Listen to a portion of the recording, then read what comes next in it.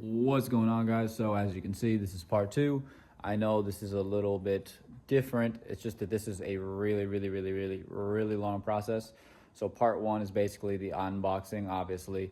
The second part is going to be the install, and then the third part is going to basically be the review, because now I'm at the point where I had 4,000 miles on this setup and everything is pretty much settled in, and I will let you guys know how I feel about it in part three, but this is part two. So enjoy, and we're gonna go straight into time lapse. Maybe I'll talk over a little bit, maybe I won't, but enjoy. This is a quick time lapse. It's gonna be short and sweet. We just jumped right into it because I only had Ron for a short amount of time, and then there's a comparison to coilovers. All right, back to the normal cam. Now I can tell you guys what's going on. I just kind of hurry up and bang stuff out. One, because Ron wasn't here for a long time, he had to go. And two, we had to figure some stuff out. I'm gonna tell you and update you guys what's going on now that I am here. So, this is what's going on, right? Everything is in. I will say this, if you look at this bolt, this bolt is too short for these control arms. So I'm gonna have to get a longer bolt at some point. I'm going to send it for now just to get my alignment and everything done. If I can hurry up and get that done tomorrow, I'm not that worried about it. What I might do is put some thread locker on there, just zap them off, put some thread locker on there for peace of mind. This one's a little short, but this one is less worrying. This one's for the coilover. This one is short, it's for the sway bar link, could care less about that. I'll probably do a sway bar link at some point, especially using these super grip tires. And that one is just fine on the other end there. The other fuss that I have about, this is for most control arms, this is just the standard for the industry, unfortunately. They make them the same length as the control arm from the factory, and then you can elongate them from there. Now the issue with this is that means that you can't go in for camber. Why they do this, they just don't use their brains. I don't know why, and they do this every time. I'm sure it's for legal reason, because if the control arm is too short, so to speak, then it's gonna have a weaker point, because then you have to elongate the camber more if you wanted negative camber out of it. So I'm assuming because of how low the car is, I'm going to just permanently have negative camber unless I buy control arms for the uppers, which I don't think they make for this car. So I'm either gonna have to figure out some type of solution, that ones that work on here from another car, or get something custom done, which is annoying. But other than that, they're good so far.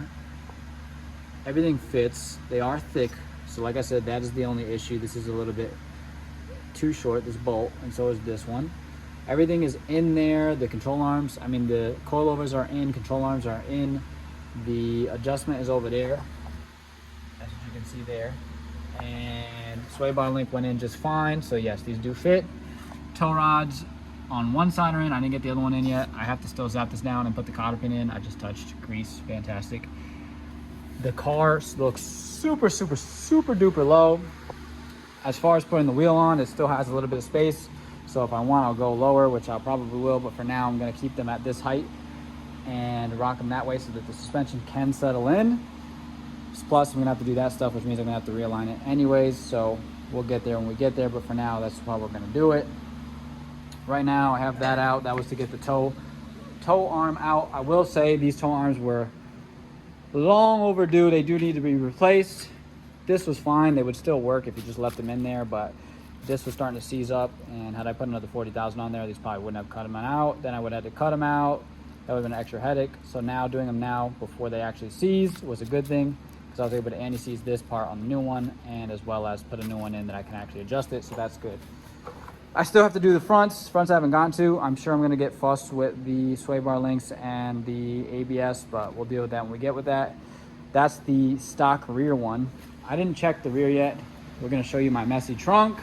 Looks like under here, you can see those two bolts. Oh, okay, and I can actually get the adjustability. I know you guys can't see much. Hold on. I thought these were gonna be worse to adjust the coilover. I definitely can't leave the Allen key now that I'm seeing it, but as you can see, that's where, that little hole right there is where you can adjust the damper. So I'm probably gonna put those down a bunch of clicks just so they can be softer. And then we will go from there. But that's all set. Now you can actually see adjustment on there. That's those, which I think is not gonna give me enough positive camber. You can see it down there too. This is the bolt that I told you that is too short, so I'm definitely gonna thread lock that. And yes, that's the tow rod. So I'm gonna get back to work and then we'll move to the front. As you can see, the rear is super duper low. It is still not all the way down. I put some space in it because I did want some space so that it'd be drivable, so to speak. I don't know if I can go lower than this, honestly, because right now it looks like we're gonna touch the diff when we put it on the ground, and I still don't know if it's gonna go lower when I actually put it on the ground, because I just put a wheel on it. And you guys might have seen that in the time lapse, but yeah. Gonna get this done, get the front done, then we'll see where we're at. Let me get back to work. Blazing in here right now.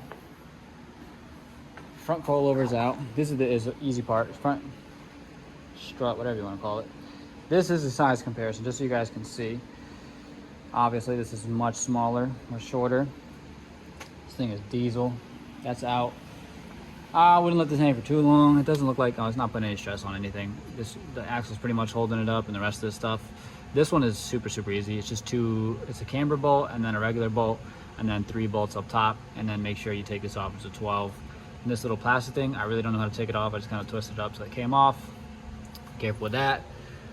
There's a washer on there. There's not a washer on that one, at least on mine. And that's pretty much it. So that was the camber bolt I was talking about, where you can adjust it. And yes, Ron was right. If you look, there is the same size, so you don't got to worry about that. And yes, as you can see, the rear is done and sitting taut. So obviously it's not all the way down. I did leave like another inch of low if I wanted to. I like this, plus I think it's gonna settle, and I don't know if it's gonna rip my fender liners out, but I guess we're gonna find out together. I haven't jumped on the back to see how much it has like for flex. I'm gonna put these front ones on, get that pretty much dialed in. I don't really know what I want to do for the camber. I won't know until I put it on the ground. So we're about to put this on, and then I don't know if these twist. Oh yeah, these do twist pretty easily. So I would twist this so that it's kind of in line with that one, so that this will go on right, and then you can adjust your camber right. This is pretty much ready to go. I'm not gonna mess with these. I'm not gonna tighten or loosen these anymore or less. We'll leave these right in the middle, and then if the alignment guy tells me I need more or less, then we'll do that. Now, something else I want to talk about with the rear. Like I said, I've got control arms, and still they are this exact length as the regular control arms, so it really doesn't make a difference. So I think I have like -3 degrees, so I'm going to look for -3 degrees up here.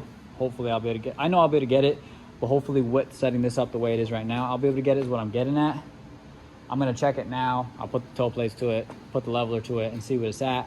If it's, I may or may not. I'm super burnt out and I have a lot to do still, so I may not do that tonight, but if I get it done, what I'll do is I'll adjust the camber so that it's close, so they can finish it off with the camber bolts rather than the camber in the top of the strut, because it's much more difficult to do it that way once the weight is down. So again, I advise you do it when the weight is up, get it dialed where you need it, and then use the camber bolt to get it really on point.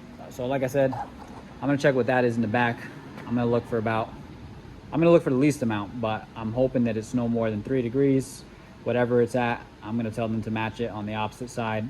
And then the toe, obviously they'll set to factory spec, caster, all that to factory spec. I don't know if you can even adjust caster on here, but if you can, that's what I'm telling them to do. And then for camber, I'll have this match the rear so that we have the same amount of camber all around, and that'll be that. So that's where I'm at. I'm gonna get back to work. The rears, I know I went over them very briefly, but 2 bolts. There is a bunch of bolts. Let me see if I got a control arm here. Yeah. So there's 2 bolts for the top hat, which is that part.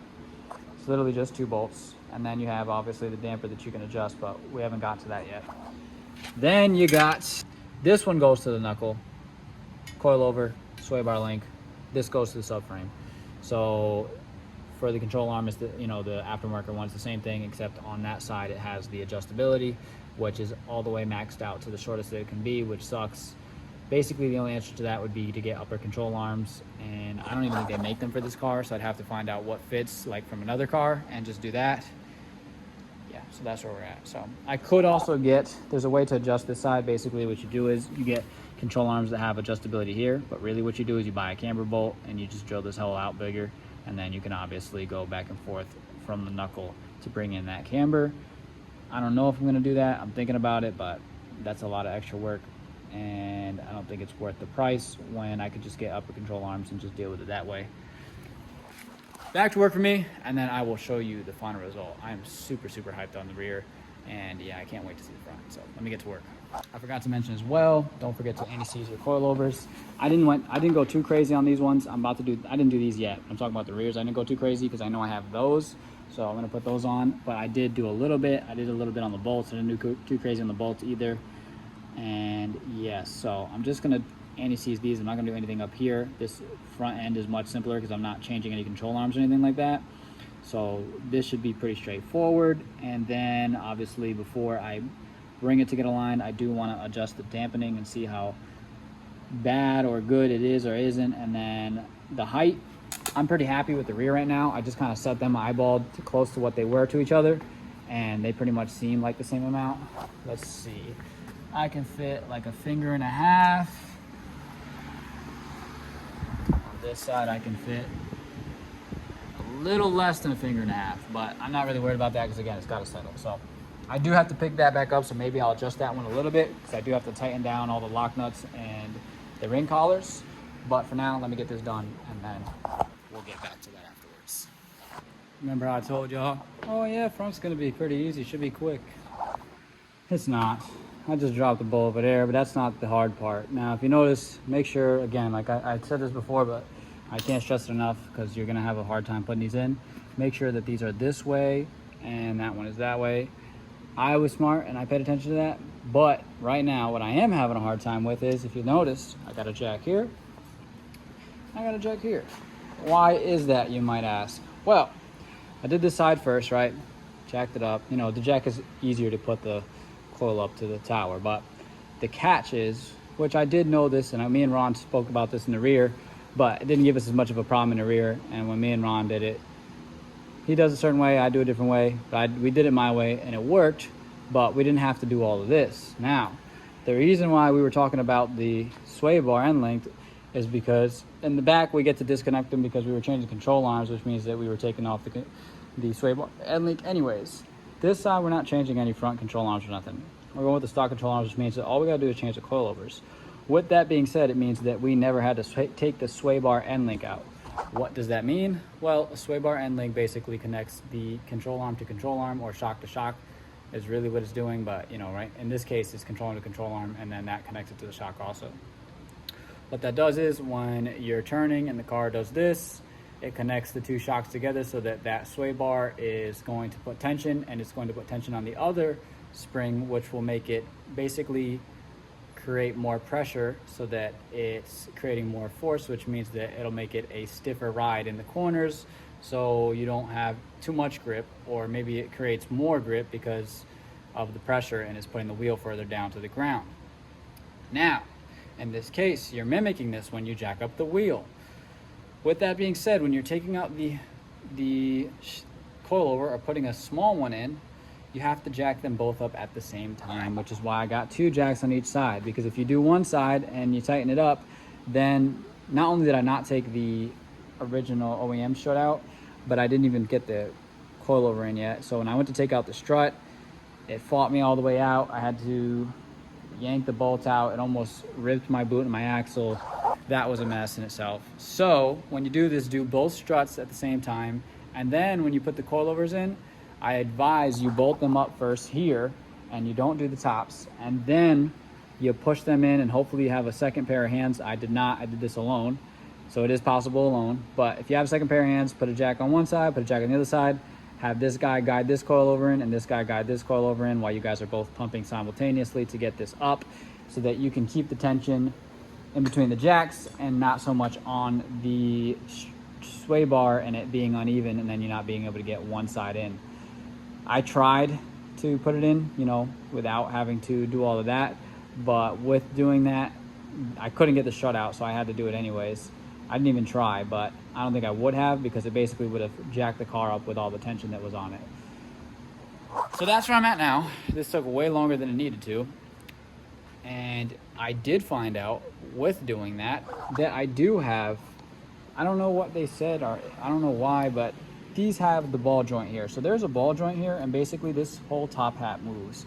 So this whole top hat will move, and this is a giant ball joint, so to speak. I didn't know until obviously this happened and it bent it, and then it made it do like some weird stuff. I thought I broke it, and come to find out that does have a ball joint at the top. So these coilovers should drive exceptionally good.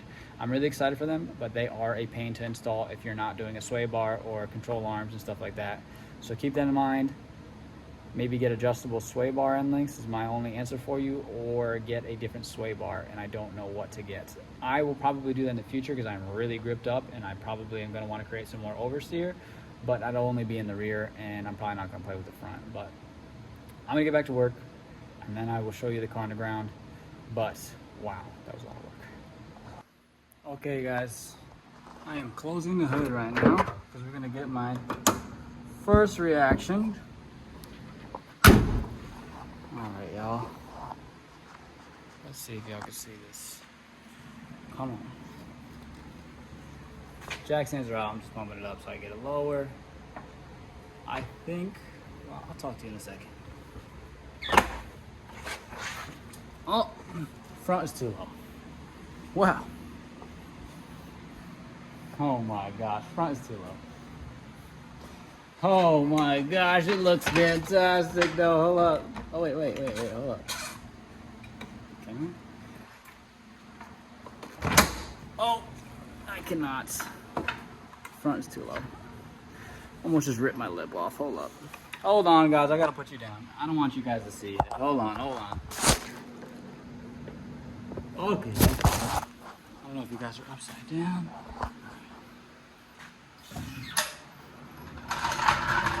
So, front is too low for the jack. Woo! Wow. I'm hyped. I'm so hyped on this, y'all. This looks fat. I think I'm gonna rub. Oh my gosh.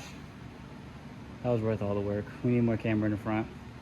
So I maxed the camber out for positive camber so that they can get more camber out of it, but I think I gotta adjust the actual camber on the actual coilover, and then if they want to pull camber into it, they can put more camber into it. So I'm gonna do a little bit more there, but wow.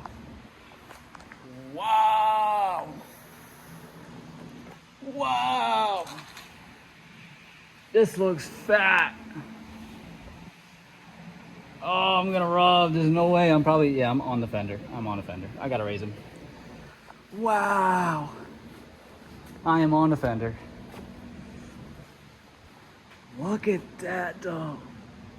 That looks good, bruh. So, all right. I can max the camber out on the bolt. If they need to pull it out, they can pull it out. But I'm better off doing that because it looks like I have a lot of camber in the front, or positive anyways, which is nice. That's a good thing because that means I can go stock control arms, which I'm probably gonna get aftermarket ones for bushings. But other than that, they'll be stock setup. I gotta figure out rear control arm so I can get this zeroed out, because this looks like if I could actually run this like zero camber, I would.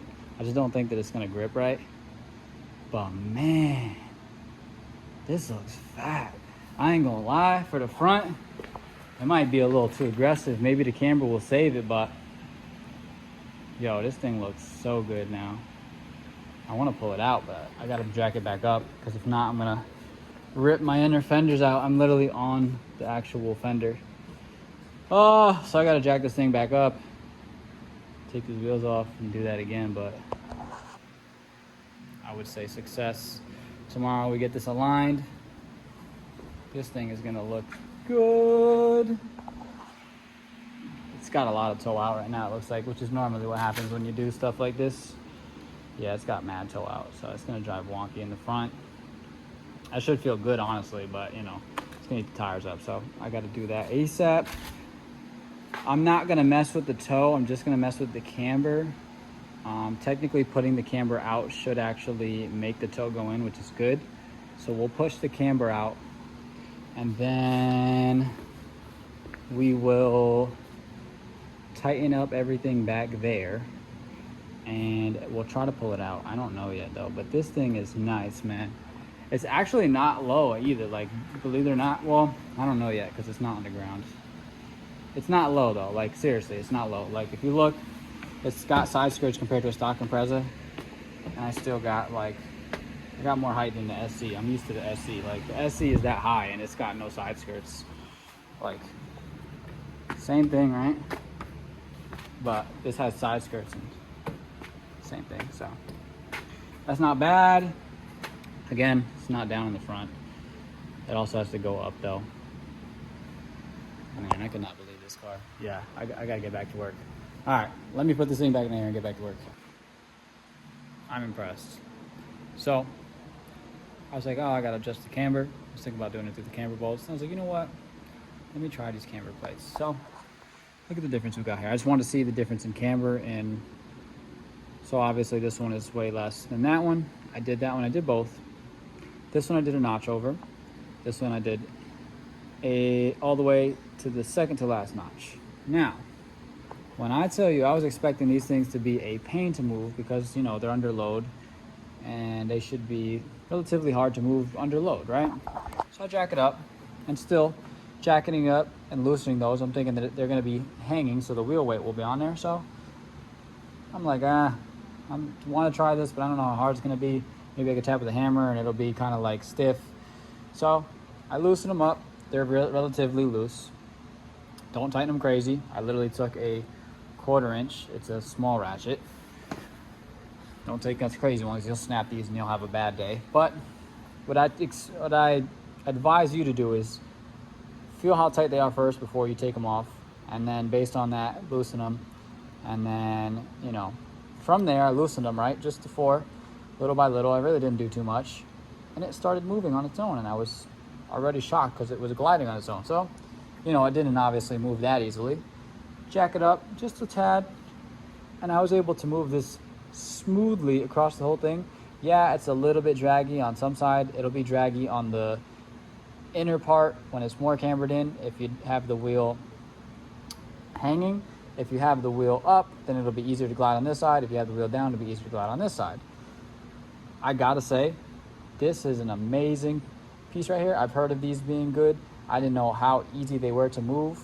Literally took me like 5 minutes to do that, maybe 10 minutes. I really can't complain. I'm very impressed. So I just did each side to see how much it would camber in. Cambered in a decent amount. I would say about 1 degree, maybe 2. Mind you, this is with as much positive camber as possible. So they'll be able to dial that in. I'm gonna have to do that side. I'm gonna match it to this one. And then from there, we'll have enough camber. I still gotta heighten the coilover. It's still on the fender. I can't fit any fingers in there. So I gotta do that. But I'm happy because now the camber is very similar to the rear. And when they go to adjust it, they can get it dialed into exactly how the rear is. Just in the camber bolts. They don't gotta touch this stuff. It's already adjusted for them. Boom, good to go. So gonna fix that one. I think I might go back a notch because they're gonna be able to do a decent amount of camber out of those bolts. And then it'll be on the 3rd to last notch on both. So I just wanted to note that real quick. I am immensely impressed with these coilovers. Well worth $1,200. I forgot to mention that too. I paid $1,200 for them. I mean, they're fantastic as far as, you know, install and quality of item. I won't tell until I ride them. I still haven't even adjusted the stiffening yet. I'm interested to see how those work and if I can tell the clicks. It says the 32 clicks, so I'm just gonna go all the way down, and then I'm gonna go to 16, so I'm right in the middle, and go from there. I'm gonna get back to work, and then I'll let you guys see what's going on, and maybe I'll pull it out if it's not dragging the tires too much. Again, more praise to these. Now, tightening these, all you have to do is, because these were made very well, is spin this. When these are actually tight together, these won't work against each other to allow just the coilover right here to move so that it heightens the actual coilover. So again, props to these guys. This is super easy. Again, I recommend anti-seizing these. They also recommend anti-seizing these so that this doesn't lock up. I forgot to do this one, so I'm gonna do this one. And I'm also gonna heighten at the same time. And then I'll take a rough measurement and eyeball it with the other one. And hopefully we'll be at the same ride height and all set to go with the same amount of camber. Let me get back to work, And yeah, I forgot to mention what this setup I'm running for these rims. Compared to these, I think these are like 27.5, maybe 28 even. I'm running 25. What does this mean? It means that we're playing with the geometry, not only from the coilover, but from the rim, which means that this is going to possibly cause binding. If you're going to run this setup, be mindful, this may not ride good. Now, what I mean by that is I might have bump steer. Basically what that is when you hit bumps, it's gonna steer wherever it wants to steer. And this is because the rack might be lower, the tie rods might be lower than the rack, which makes it pretty much want to follow whatever groove it's in and not drive right. So me heightening this is actually gonna help with that, and hopefully I don't have that issue at all, but I am running a very aggressive setup, so I won't be surprised if I do. I'm gonna get back to work. Again, just something I wanted to mention and take note with this wheel setup that I'm running. It's really small. On the contrary to that, you could run like an 18. A lot of guys run 18s, which is about 26 inches. Maybe if you run a very stretched setup, it could be closer to 25, which is gonna be like 25.6. That's what I'm looking for after this. I'm probably gonna do an 18, 255/35, so same thing, except it'll be like 0.6 inches more or something like that. So it'll give me a little more clearance and it'll give me a little more rim, but it'll be about the same amount of tire. Excuse me, not 255/35, 265/35. Yeah, so just be mindful, have fun, and enjoy these clips of my Subaru. Car is now done. I'm now gonna show you the result. The fitment is exactly right, isn't exactly right because it's on like some weird pavement, but check it out. Oh yeah, look at that. That is fire. It came out super good.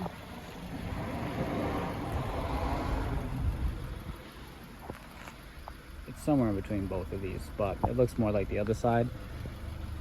Oh my gosh, I thought the rear was gonna be not high enough. That's high enough. It's not high enough on this side, but it's not rubbing, so it's fine. I already drove it a little bit. I didn't go too crazy. I haven't hit the highway yet, so I got to get it aligned first. I figured let me just go roll around and see how it feels. It feels good. It's actually driving pretty smooth for what it is. I thought it was going to be way more aggressive. It feels just like a sporty car, like an actual sports car. Obviously the alignment is out of whack, so it's not the greatest, but it feels good for the most part. And now we'll get aligned to Subaru, and then we'll get to actually drive it and see how it feels, see if anything rubs, go on highway, do a bunch of shakedown, and then if I gotta raise it, I raise it. If I don't, then I don't. But yeah, let's go to Subaru. Okay, as you can see, I am driving the Crosstrek. Oh my gosh, I am in love with these coilovers. It made this car feel amazing. We now have an alignment, which I'll either put it on the screen or I'll show it, but alignment isn't perfect.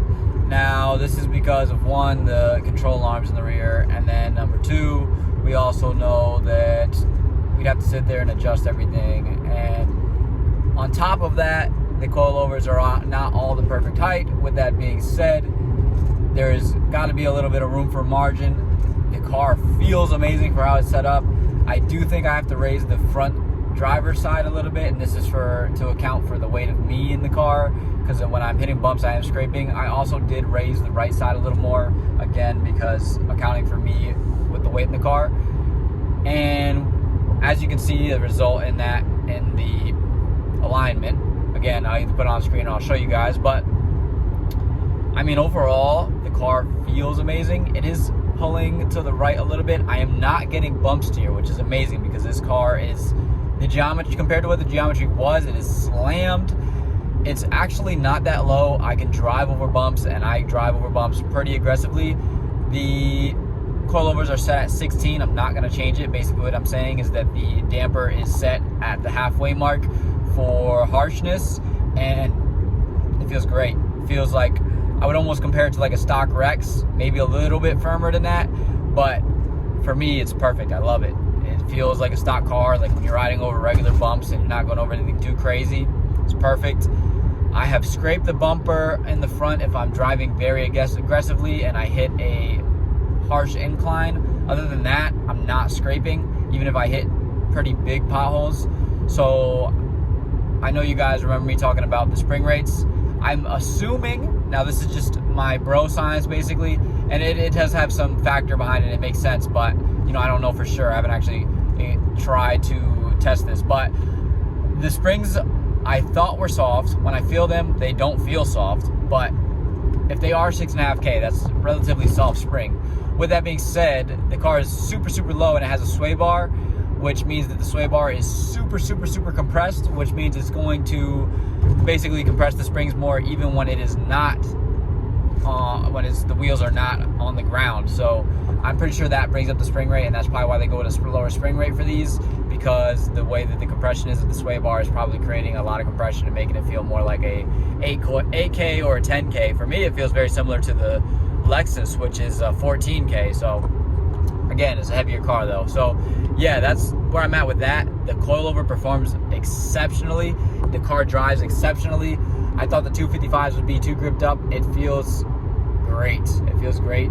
Speedo is probably about 1%. The reason I say that is because at like 40 miles an hour, I have a 2-mile-an-hour discrepancy. So if I'm doing 40 miles an hour, it says in the Speedo I'm doing 42 or so. So I've got about a 1% discrepancy in the Speedo, which is not bad at all. I'm not mad at that. I can deal with that. And yeah, overall, the car drives amazing. Obviously, this is the first week.